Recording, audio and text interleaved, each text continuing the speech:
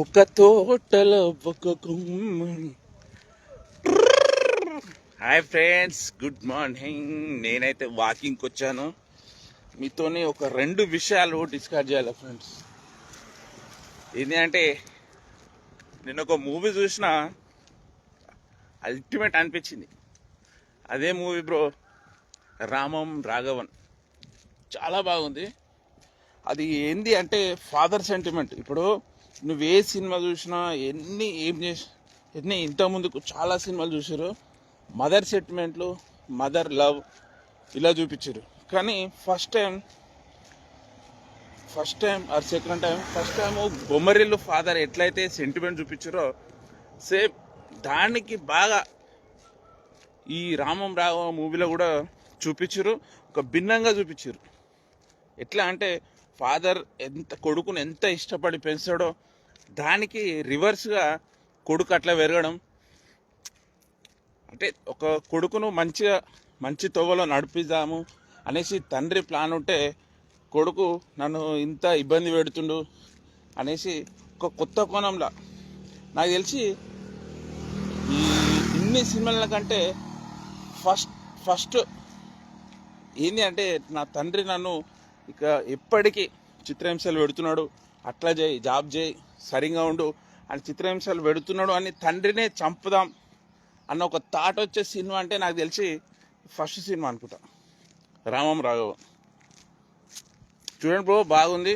మన ధనరాజ్ అన్న డైరెక్షన్ చేసిండు, అల్టిమేట్. నిజంగా జబర్దస్త్ కమెడియన్లలో వేనన్న బలగం తీసిండు. తర్వాత మన జబర్దస్త్ నుంచి మన ధనరాజ్ అన్న రామం రాఘవన్ డైరెక్షన్ చేసిండు. సూపర్ అంటే సూపర్ అనిపించింది.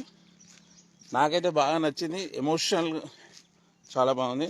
ఇంకో సబ్జెక్ట్ ఏంటి అంటే, ఇండియా పాకిస్తాన్ మ్యాచ్ ఎట్లా ఉంది చూసిరుగా ఫ్రెండ్స్. నిన్న ఓవరాల్గా హాట్స్టార్లో 46 కోట్ల మంది లైవ్ చూసిరు మ్యాచ్, ఇండియా పాకిస్తాన్ మ్యాచ్ 46 కోట్ల మంది చూసిరు. అయితే దాంట్లో మన విరాట్ కోహ్లీ సెంచరీ చేసిండు, ఇండియా విన్ చేయించిండు. ఫస్ట్ రోహిత్ శర్మ అవుట్ కాగానే అందరికీ చాలా కొద్దిగా షేక్ అయ్యారు. ఎందుకంటే పాకిస్తాన్ మ్యాచ్ అంటే మామూలుగా ఉండదు కదా, ఇండియా పాకిస్తాన్ మ్యాచ్ అంటే. రోహిత్ శర్మ అవుట్ కాగానే కొద్దిగా భయపడ్డారు. తర్వాత వచ్చిండు కింగ్ కోహ్లీ. వచ్చుడుతోనే మెల్లగా గేరేసిండు. అప్పటి నేనున్నా కదా అని చెప్తానే ఉండు, మే హూనా తుమ్లో కైకు టెన్షన్ కర్రే అని కోహ్లీ కొట్టుడు